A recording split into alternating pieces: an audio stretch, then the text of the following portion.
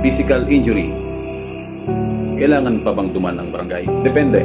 Kung ang ginawa na krimen ng isang akusado ay labag sa batas sa ilalim ng Article 262 sa physical injury, yung sinasabing mutilation, hindi na po kailangan duman ng barangay. Isa sa mga pagkakataon o sitwasyon na ang kaso ay kailangan duman sa barangay, kaso na may mga kaparusahan na hindi tataas sa 1 taon.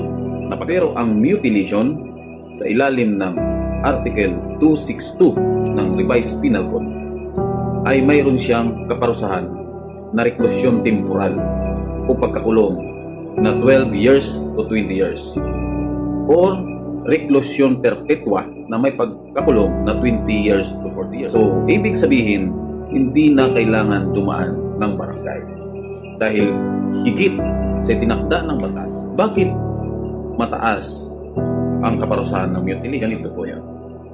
Ang mutilation po ay intensyon na pagputol, pag-disfigure sa isang mahalagang parte ng katawan o organ ng isang tao. Halimbawa, magbarkada kayo. Mayroon kayong nililigawan na iisang babae. Dahil gusto mong makasiguro na mapapasayo yung nililigawan mo, pinagbalakan mo at mayroon kang intensyon. Importante yung intent mo. Inatake mo siya ngayon. Tinutulan mo siya na. Ang magiging parusa sa'yo, depende sa discretion ng court, yung reklusyon temporal o reklusyon. Pero dahil bakit? Mataas siya.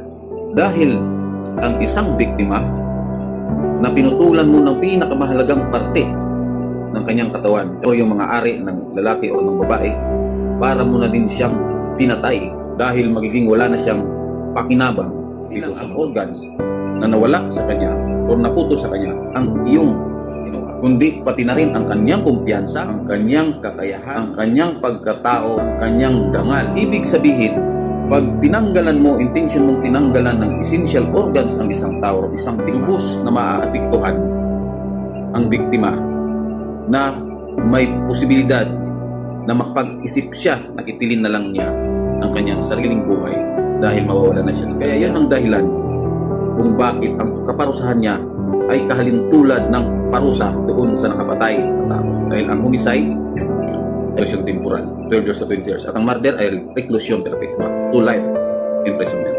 Ganon kahigpit ang batas sa Article 262. Pero kung halimbawa hindi naman productive or essential organs ang iyong tinanggal, pinutol, o plinansya, pero may intention pa rin, mayroon niyang pagkakulong na prison mayor, medium, or maximum period. Ibig sabihin, pwedeng 8 years to 10 years or 10 years to 12 years na pagkakulong. Ganun pa rin. Hindi na kailangan duman ng barangay dahil lampas na sa tinakda. Sa sunod, pag-usapan natin ang susunod na article, ang Article 263 na ilalim pa rin ng physical. Kaya pasuyo po, like, share, and follow para malaman din po ng iba. Salamat.